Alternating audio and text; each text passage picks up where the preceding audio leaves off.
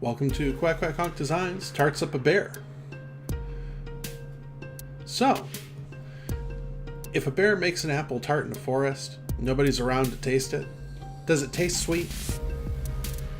Though in all honesty, if you find a bear cooking things in a forest, don't steal its tarts. That's really just asking for it. I don't think there's a park ranger who's going to be like, oh, he was just trying to steal the tarts from the bear. I mean, why would it eat him? Maybe she should have added in a picnic basket. Though that reference is probably too old for most people. Yeah, get off my lawn.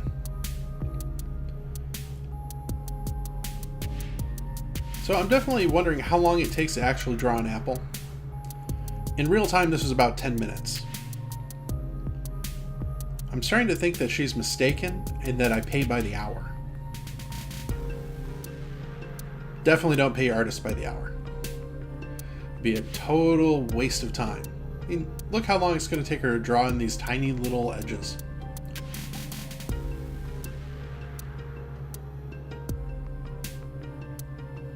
I'm sort of wondering who decided to do one of these little apple tarts first. Yeah, I could look it up. I mean, that's what Google's for, after all.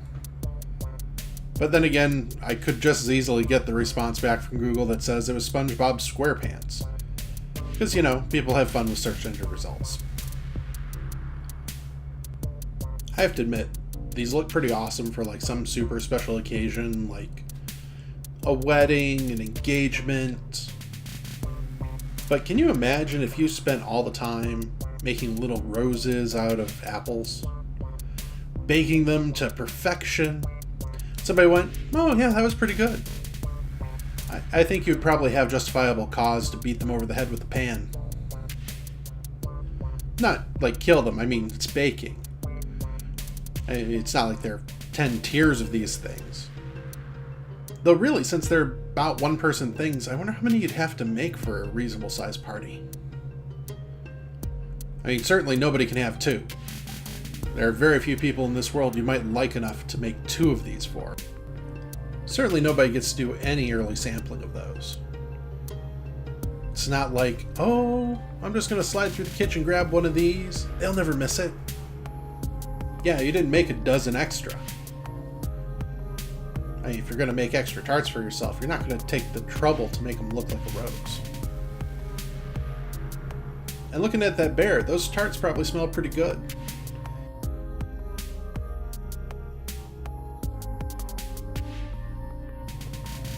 So here she is adding ground clutter. I'm not entirely sure when things in the art started picking up ground clutter. I mean, it's good for visual interest, no doubts. But, you know, it's not exactly keeping your workspace clean. And finally, we're getting around to the bear. You'd think he was the subject for the piece, but given all the work on those tarts and that apple, I think he's just an afterthought. Something sort of slapped in so she could do the tarts. I do wonder if it took longer to draw the tarts or it would take to make them. I mean, I suppose I could try and trick her into figuring that out. Then again, she'll probably watch this video and I'd probably just ruined my entire element of surprise on that. I really should not give her the links until after I get her to try it. Then again, knowing me, she's listening outside the door right now and totally just spying on me anyways. Given the number of markers that were used in this, you'd think there'd be more color variation. You just look at those piles over there.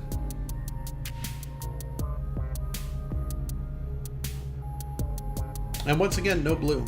I think she's just doing this to spite me now. I think it's been 4 pieces in a row without any blue. So I guess now I have to complain about red. Look, red and everything. There's red in the last 3 pieces. Maybe I should have been complaining about red the whole time. So anyways, it's that time of the video again. I'm going to ask you to like, subscribe, go by the website, look at art, follow us on Twitter, follow us on Facebook. Don't follow us in real life, that's just creepy. Like, don't follow me home, that's okay. I know I asked you to follow me lots of places, but that's not one of them. see y'all next time if nobody decides to stalk me, I guess.